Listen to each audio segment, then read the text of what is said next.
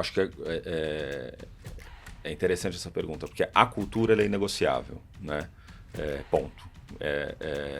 O que tem de muito forte na nossa cultura? Isso eu tenho muito orgulho de dizer que é desde o dia zero, e é um pouco, né, do que eu aporto com os meus valores como fundador, com os valores da Paola como fundadora. Então, em primeiro lugar, gente. Muito bom. Né? Na verdade, é a base do negócio, né? Sem o time ali que está todo dia na frente, não vai andar, né? São nossas pessoas, nossos clientes, e o resto é consequência de um trabalho muito bem feito com as nossas pessoas e com os nossos clientes. Muito bom.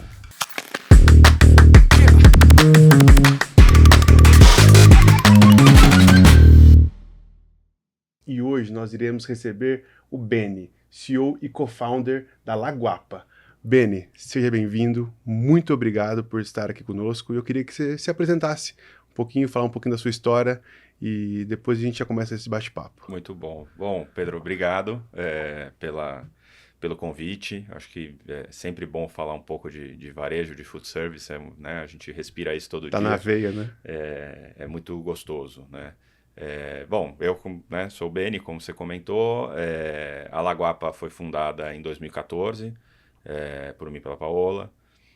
Acho que a ideia, depois a gente vai falar um pouco mais, mas era ter um produto bacana, acessível, escalável, barato e gostoso para poder oferecer para o mercado, né? Antes disso, eu já vinha numa história no varejo de restaurante, de gastronomia. Eu tive um restaurante, foi a minha primeira experiência no setor, né? Antes de ter o restaurante, eu fui executivo de marketing, né? Primeiro no Instituto Ayrton Senna, cuidando das marcas Senna, que bacana, Ayrton Senna, cara. Que legal, cara. E tal. Depois trabalhei muito tempo na Nestlé, na unidade de negócio de Purina, e foi lá sim, foi uma grande escola, né? E acho que quando eu abri meu restaurante em 2011, o Mangiare Gastronomia, ficava na Vila Leopoldina, eu tentei carregar um pouco desse sangue de gestão e varejo que eu tive muito forte e aprendi com gente muito forte, muito bacana na Nestlé. Então, eu fundo o Mangiare em 2011. Em 2013, mais ou menos, eu falo, não fui nem eu que conheci a Paola, né? Foi a Paola que me conheceu, porque ela já era uma grande cozinheira, uma grande chefe de cozinha, né? Eu brinco no nosso microcosmos, né? Da gastronomia. Então já tinha aberto o Júlia, fechou, ganhou prêmios com Júlia, depois abriu o Arthurito, super esperado, badalado, né? Nessa época ela estava com o Arthurito. E a gente se conheceu por intermédios de encontros do setor, num momento complicado ali de que a gente estava se reunindo para tentar resolver algumas coisas em conjunto. E juntos a gente estava em momentos diferentes, porém semelhantes, né? Ela tinha acabado de comprar, terminar de comprar, na verdade, eu já estava junto com ela quando a gente terminou de comprar o Arthurito dos sócios, pagando caro, inclusive. Claro. E voltava para a operação, querendo fazer outras coisas, e eu também no Mangiare, né, no momento que eu já tinha depois de 3 anos nesse mercado, entendendo todos os desafios, eu achei que, bom, agora eu tenho... merece dar o próximo passo. Criei um modus operandi meu que legal. funciona e quero mais coisas, né?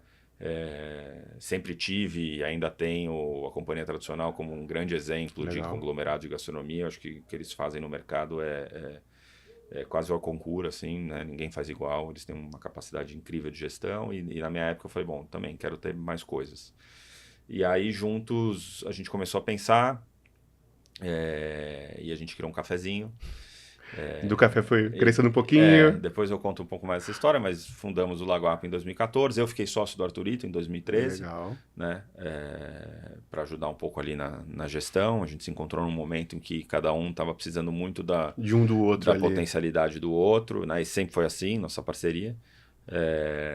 E aí, enfim, né? Aí a história de 2014 para cá são mais de 10 anos, 11 anos de marca. 36 lojas, enfim, 2 fundos de investimento aportando dentro da companhia e o resto é um história, crescimento né, gigantesco. Muito bom, muito bom.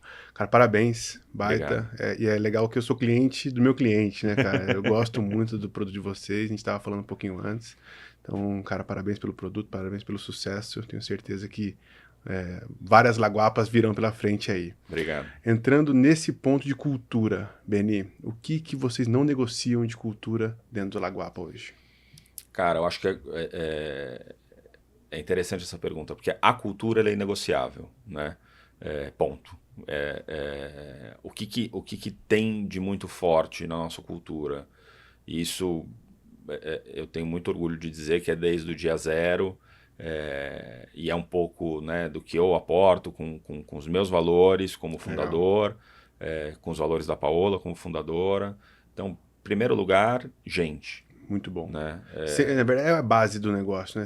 Sem o time ali que está todo dia na frente, não vai andar, né? São nossas pessoas, nossos clientes, e o resto é consequência de um trabalho muito bem feito com as nossas pessoas e com os nossos clientes. Muito bom. Né? E aí, fora isso, é produto, é qualidade. Né? Acho que isso a gente não negocia de jeito nenhum. Imagina que a gente saiu de... Outro dia eu estava vendo os números, acho que a gente vendeu... No primeiro mês de funcionamento, sei lá, 968 empanadas, era algum número assim, parecido com esse. Uhum. Hoje a gente produz 500 mil de empanadas por mês, né? Cresceu um pouquinho só, né? Cresceu um pouquinho. Mas em nenhum momento nesse crescimento a gente abriu mão de qualidade de produto. Né? Óbvio que o tamanho da panela cresceu, o tamanho das linhas de produções cresceram, mas qualidade é algo que a gente não abre mão. E é muito interessante que aqui no Brasil a gente sempre teve a síndrome do vira-lata, né? Sim. E isso se aplica muito para o varejo também. Quando uma marca começa a crescer muito, as pessoas já falam, vai perder qualidade. Vai perder qualidade, né? E vão diminuir o tamanho da empanada. E vão trocar o ingrediente que eles usavam. E no Laguapa a gente toma muito cuidado para que a gente não tome decisões que afetem. Puta, foi meu celular. Foi mal, cara. Eu volto. Desculpa. Imagina. E no Laguapa a gente toma muito cuidado para que as nossas decisões de negócio, de escalabilidade, não afetem a qualidade do produto. Né? O produto pode mudar às vezes, enfim, por questões de ingredientes, disponibilidade de ingredientes, ou até porque a gente descobre um processo que deixa o produto melhor, mas a qualidade essencial dos ingredientes que a gente usa, dos processos que a gente trabalha, elas permanecem. Não dá para abrir mão disso. De jeito nenhum. Entrando nesse ponto, que eu concordo muito contigo, Beni, se você abrir mão de qualidade, você vai perder alguma coisa, normalmente você vai perder o cliente. Vocês já estão programando os próximos passos da Laguapa, acredito que 2025, segundo semestre, 2026, 2027. O que a gente pode esperar da Laguapa nesses próximos 6 meses desse ano e pro ano que vem? Vamos fazer um universo mais curto aqui. Eu acho que a gente volta a abrir loja e a crescer. Legal. Então acho que o principal vão aparecer novas Laguapas por aí, pela cidade e pelo Brasil. O nosso projeto de franquia, ele saiu do papel ano passado. A primeira franquia abre em 20 dias. Legal. Num lugar super bacana. Também, né, com uma pegada, depois a gente fala um pouco mais, mas acho que uma cabeça um pouco diferente do que o mercado está acostumado a fazer. A gente tem... isso eu aprendi um pouco com a Paola, de tentar ir contra qualquer tendência, né? Porque a tendência ela cresce, né? Nasce, cresce e morre. Né? Então a gente tenta fugir um pouco. Então, de certa forma, óbvio que a gente olha para o mercado com muito carinho, com muito cuidado, olhando e procurando benchmarks, mas ao mesmo tempo a gente não tem nenhum tipo de medo de fazer diferente do que foi feito. De empreender diferente, né? Acho que de tentar trazer um outro olhar. Porque não existe uma verdade absoluta, né? Não existe uma equação única no varejo. Eu acho que as marcas elas têm que ser cada vez mais autênticas, né? Muito bom. Pensando nas franquias, que daqui a pouco vai abrir a nossa primeira aí. Qual que foi o processo de decisão de vocês abrirem franquia? Porque aí muda um pouco do negócio. Loja própria, 100% controle, você dono do negócio, franquia, você tem mais uma pessoa ali, o operador. Né? E de onde que veio isso? Para onde que vocês estão imaginando? A decisão de abrir franquia, ela sempre foi meio óbvia, né? Você imagina que a gente tem um produto que chega 80%, 75% do que a loja vende é empanada. Né? Essa empanada ela chega pronta, a loja só precisa assar. Né? Então, Modus operandi bem seguro. super tranquilo. Isso foi desde sempre. A gente não teve nenhuma mudança tecnológica Legal. ou de processo, né? Legal. Laguapa nasceu na loja 1, já pensando Em em escalar, Legal. né? Até voltar um pouco, depois eu volto na tua pergunta, mas essa história é bacana, né? Como é que Laguapa, como é que vocês cresceram, né? Laguapa nasce de uma ideia de precisamos criar algo bom, barato, escalável e com uma baixa barreira de entrada para novos colaboradores. Né? Ciclo do sucesso. Ele já nasceu desse jeito. Então não é, nossa, abrimos uma loja, puxa, deu certo, vamos abrir a segunda, puxa, deu certo, vamos Agora abrir a preciso terceira. rever o processo para entender Né? se vai dar para Nossa, escalar. que surpresa legal. A gente já foi pensando na capacidade da companhia escalar. Né? Isso sempre esteve muito pronto. A gente não teve, exatamente o que você falou, a gente não teve que voltar para trás para rever nenhum processo para poder escalar. Óbvio que os processos, conforme você vai escalando, a gente joga tudo no lixo e cria de novo, porque tem uma evolução natural. Né? E desde que a gente criou, então, Laguapa sempre recebeu esse produto na ponta. Então, na hora que você pensa num sistema de franquia, onde a maior dificuldade quando a gente fala de varejo alimentar é manter a qualidade do produto na ponta, a gente resolveu 90% do problema de partida. Já na origem. E aí, enfim, eu lembro que lá em 2016, 2015 mesmo, eu fui falar com um grande amigo meu, da minha família, inclusive, um gênio desse mercado de franquias, né, o Marcelo Cheto, criador, né, da BF, lá toda hora ele posta a ata de criação da BF. Cara super bacana, ótimo para conversar. E a gente fez um projetinho. Bom, vamos entender se esse negócio é franqueável. E deu. Né? Olha, parou de pé. Parou de pé, incrível, vamos fazer. E em paralelo a isso, eu entrei de cabeça no mundo de franquia e cheguei à conclusão que naquele momento não era para mim.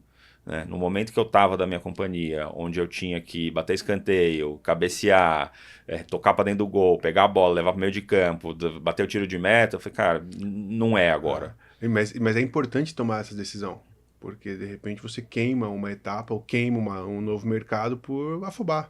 Total. Né? Então, isso é muito importante mesmo. Então, e aí, enfim, isso permaneceu no core da empresa, não é o nosso momento. Começamos a abrir loja, e aí, né, o nosso modelo de expansão lá em 2020, quando entra o primeiro aporte, até antes, é o que a gente chama de modelo de expansão por espiral, né?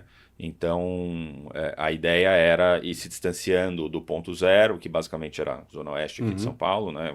E vai crescendo o raio. E vai crescendo o raio, o que não significa que você vai abrir a melhor loja no melhor lugar e ter o melhor ROI, mas você vai se distanciando e vai fisicamente mesmo, né? Porque acho que o desafio é se distanciar fisicamente.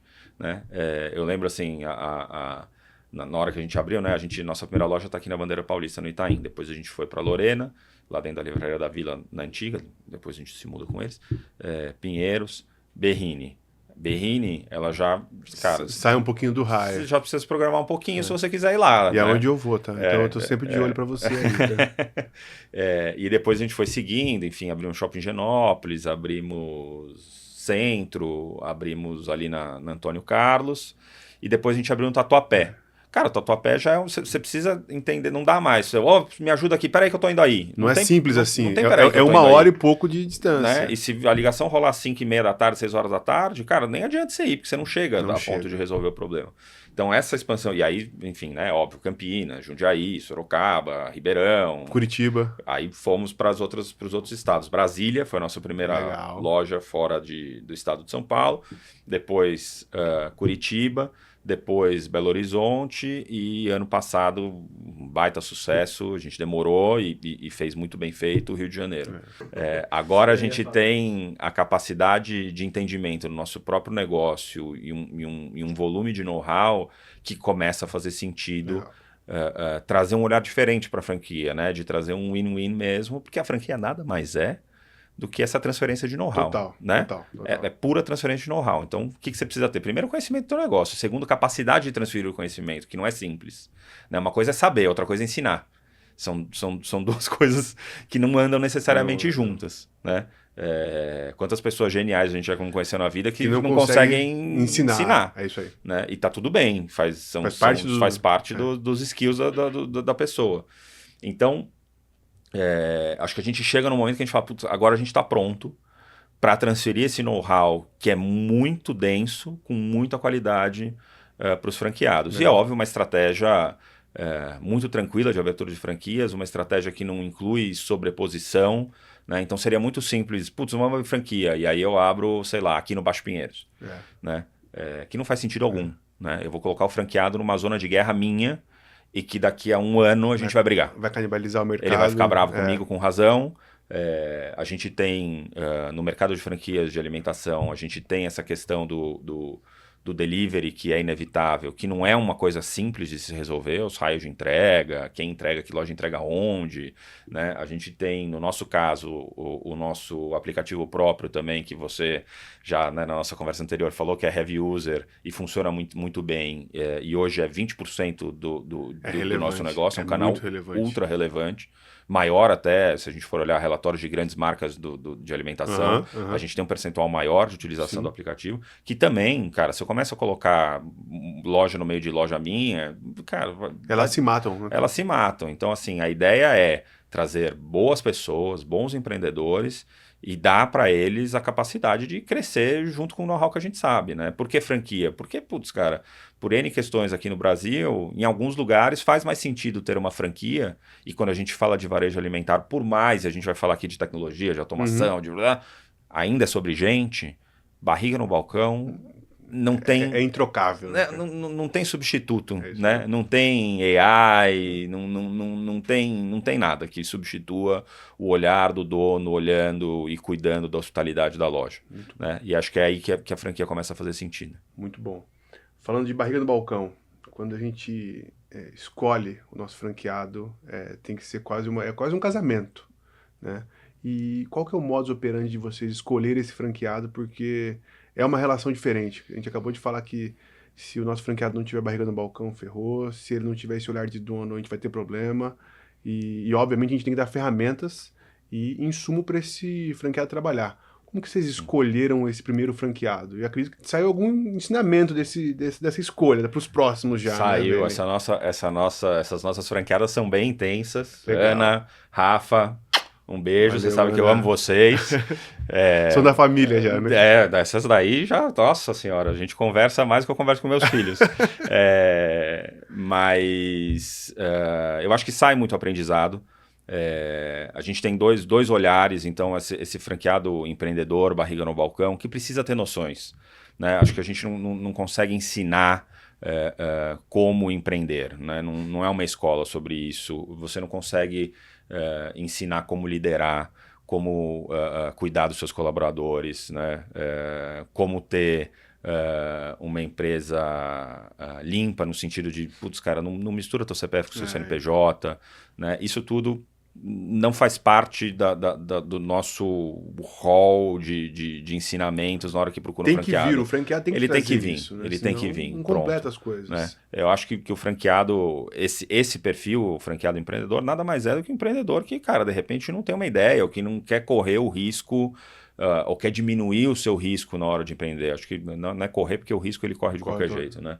Mas ele quer diminuir o seu risco. Então esse é o primeiro perfil, na verdade ele acaba sendo quase o último filtro, né? Então primeiro a gente vai olhar a região, capacidade de investimento, né? Histórico, e depois tem um tete-a-tete, olho no olho, para entender, cara, se isso é para você. Tecnologia nenhuma muda isso, né? Se não tiver esse cheirinho junto, não olho tem, no olho, aperto de mão, a decisão não sai igual. E na hora que a gente vai para o campo, cara, quanto você conhece dessa região, desse mercado, desse ponto que você está atuando, né? O que você traz para a mesa também, né? Como empreendedor. Ter essa troca, né? Também, né? E hoje, acho que tem um outro perfil que vem crescendo cada vez mais no Brasil e que, cara, lá fora é super conhecido, que são os multifranqueados. Sim. Né?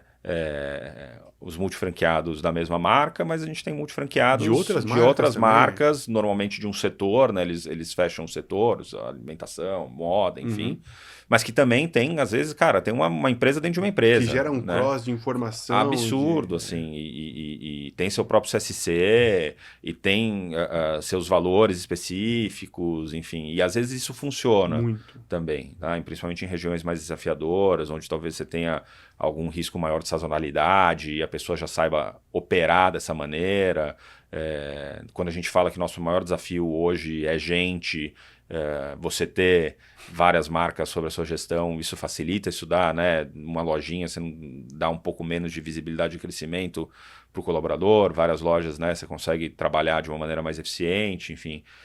E esse perfil, óbvio, não estou inventando a roda aqui, todo mundo sabe disso, mas ele é muito procurado também e aporta outros valores, né? Esse cara não vai ser o barriga no balcão, ele não vai estar lá todo dia, é um cara que está mais sentado numa cadeira no escritório, mas ele traz outras coisas também para a franquia que talvez possam ser interessantes. Muito bom.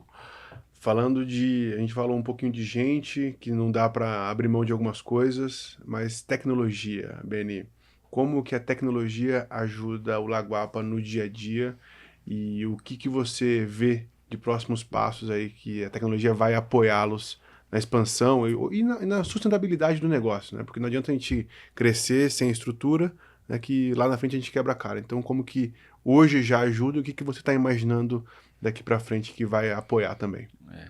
Tecnologia está na moda, né? IA, tudo tá na chat moda. GPT. E a gente usa, eu acho que ela vem como um apoio, né? Para várias coisas, né? Então, desde uma IA para tomada de decisão, ou hoje em dia para montar uma apresentação, Legal. ou para buscar algum dado, ou para levantar uma pesquisa, ou para tabular alguma coisa, ou para escrever um programinha para puxar alguma coisa de algum lugar, enfim. E todas as outras tecnologias, elas vêm também para apoiar, né? Nunca para substituir, né? Então, se você fala, por exemplo, né, do nosso aplicativo próprio, cara, ela vem para apoiar a experiência. Muito. Né? Eu não tenho nenhuma pretensão de substituir os agregadores de delivery, ainda mais agora com esse mercado... Tá vindo bastante novidade aí. Mexendo bastante. Não tenho nenhuma pretensão que todos os meus clientes usem o aplicativo, mas a gente traz valor para uma parcela ali que... Cara, como que você estava me contando, putz, cara, eu já sei o produto, já sei o que eu quero parar lá na frente, pegar meu negocinho e vou embora. Legal. E tem gente que não conhece, quer entrar na loja, quer sentir o cheiro, quer conversar com a pessoa. Né? A mesma coisa... Espera ver a Paola no balcão. Ou eu, né? Quem sabe, né? Eles não veem a Paola, não vem não, eles preferem a Paola. O totem de autoatendimento acho que vem muito nisso também, né? Ele vem resolver duas dores. A primeira é, cara, a quantidade de check-out que você precisa ter. A gente sempre teve um check-out na loja, a gente sempre acreditou nisso. Cara, eu sou uma pessoa que não quer atendimento humano, rapidinho. Vou pra lá. Tô num momento, né, como eu disse, gente é um desafio enorme. Tô num momento de baixa de gente, cara... Faz uma multifunção. Eu faço uma multifunção ali, consigo fechar o caixa num período de baixa de loja e usar autoatendimento. Todo mundo gosta? Não, ela tem que vir apoiar. Eu vou trazer aqui, por isso que quando a gente comentou lá, eu falei, é sempre bom, porque eu acho que essa experiência da minha entrada aqui hoje no prédio, ela ajuda a elucidar. Conta aqui. Né? Então, né, aqui no prédio você vai, primeiro tem a recepcionista clássica que todo mundo está acostumado. Né? Ela fala contigo, faz a chamada, e aí ela fala, agora você pode ir no totem.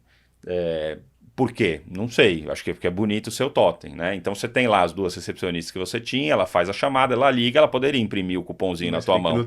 Aí você tem que ir no totem primeiro. Você chega no totem, cara, ninguém pensou naquele totem. O totem é escuro, você não enxerga o que tá vendo, tem uns xizinhos na frente. Tá em 3 idiomas.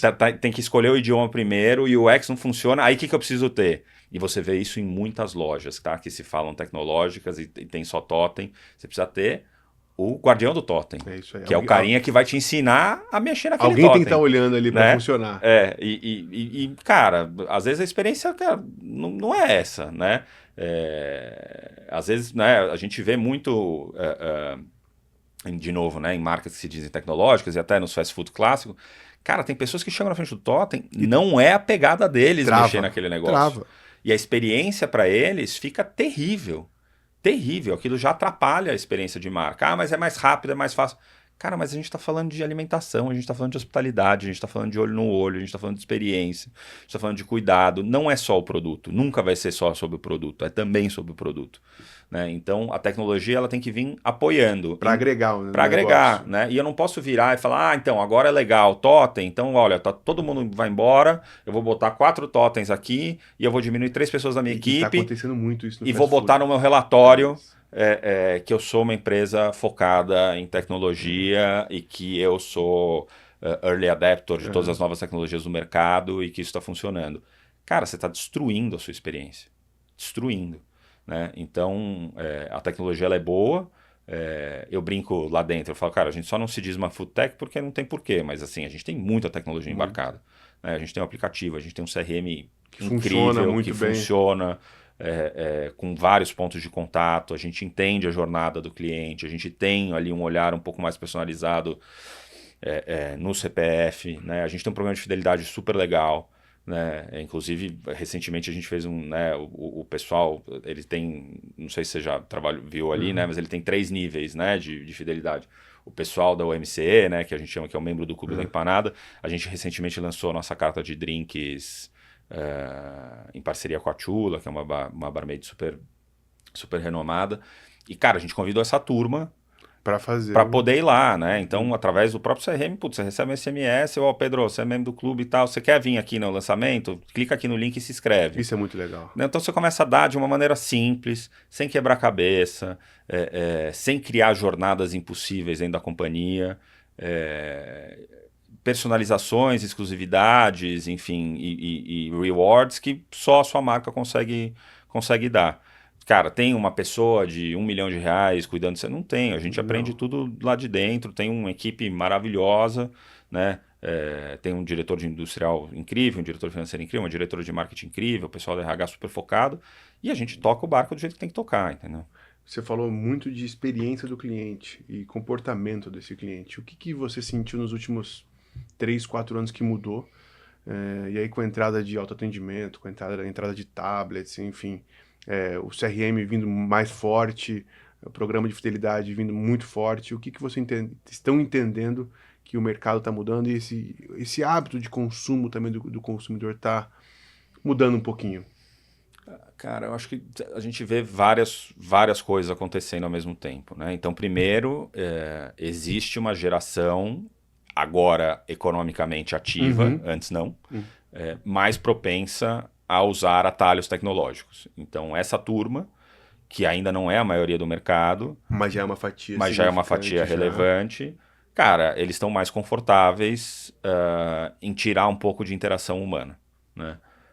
E quando eu digo isso cara, vou usar um aplicativo, vou usar um totem de autoatendimento, vou trazer novas tecnologias aqui e eu uso elas com muita facilidade. Então, acho que esse é um ponto essencial. O que a gente não pode fazer é esquecer que gastronomia é sobre produto e experiência e o totem de autoatendimento, por melhor que seja desenhado o UX, não vai te dar a mesma experiência. E a gente não pode trocar uma coisa pela outra. A gente tem o delivery, né?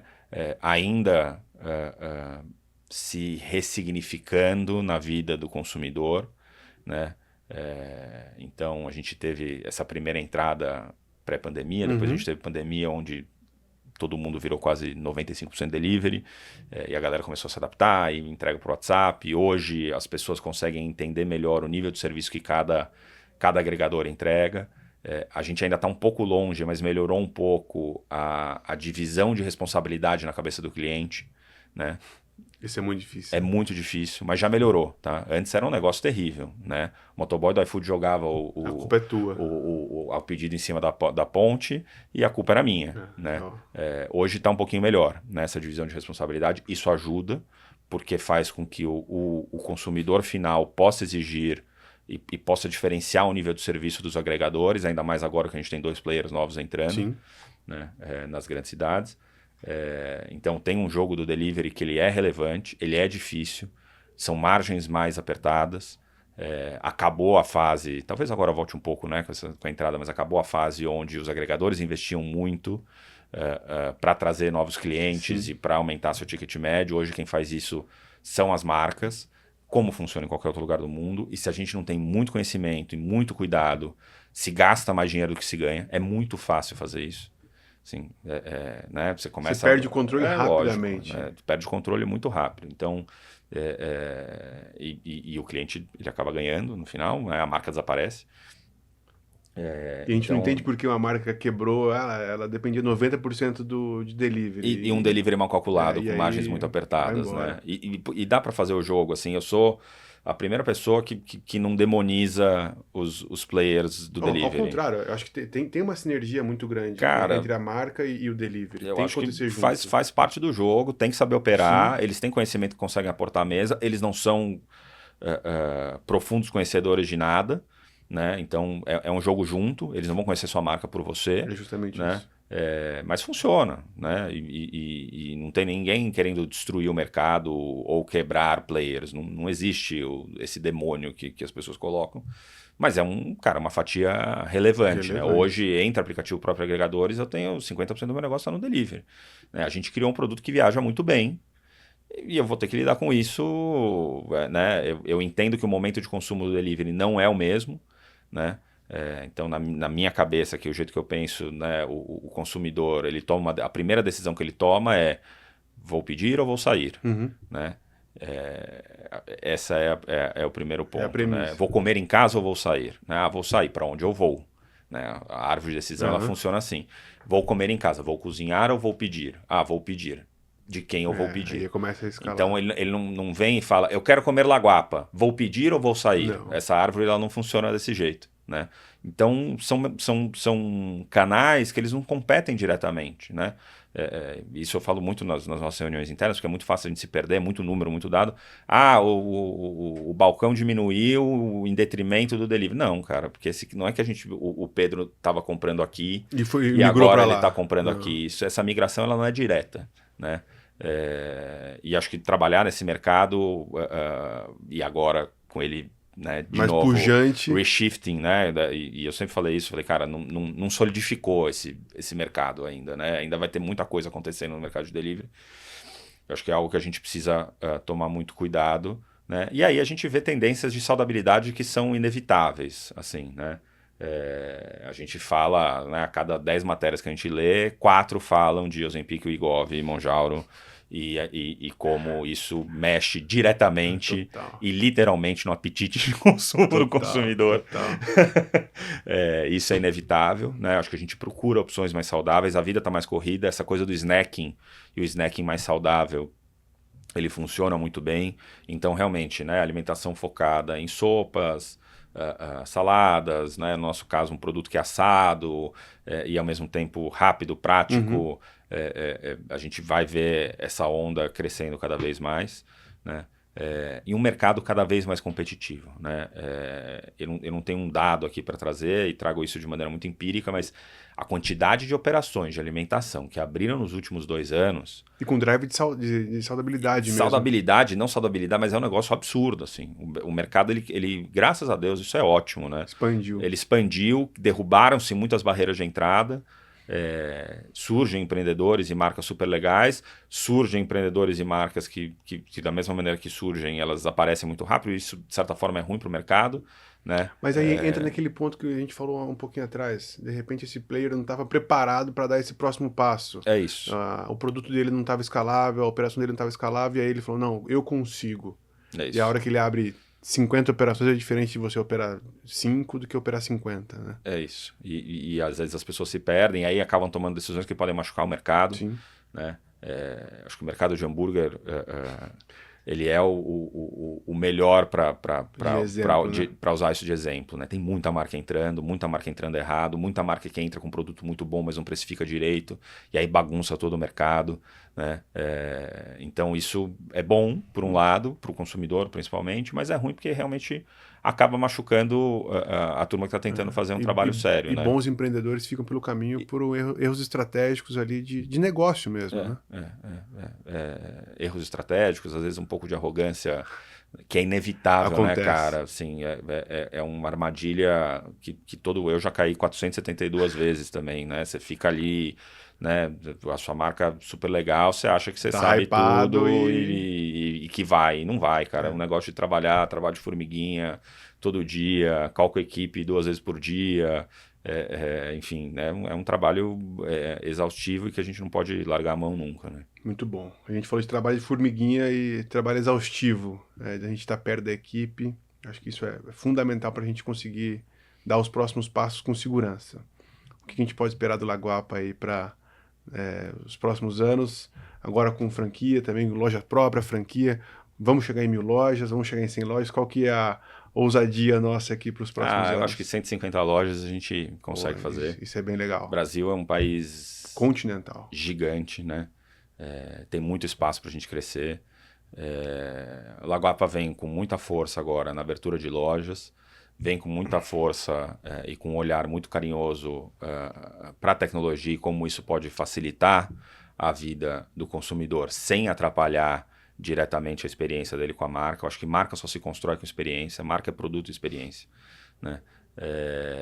Vem muita novidade, vem muito lançamento, né? Eu acho que a gente entrou num ciclo de criação e de inovação super legal. Virtuoso, legal aí. A gente acertou, então tem novidade, já tem novidade agora para julho, vai ter novidade para agosto, a gente está com um calendário super bacana. Pode ir mandando as novidades para cá que a gente é tester, tá? Sem problema nenhum. A gente vai testando aqui.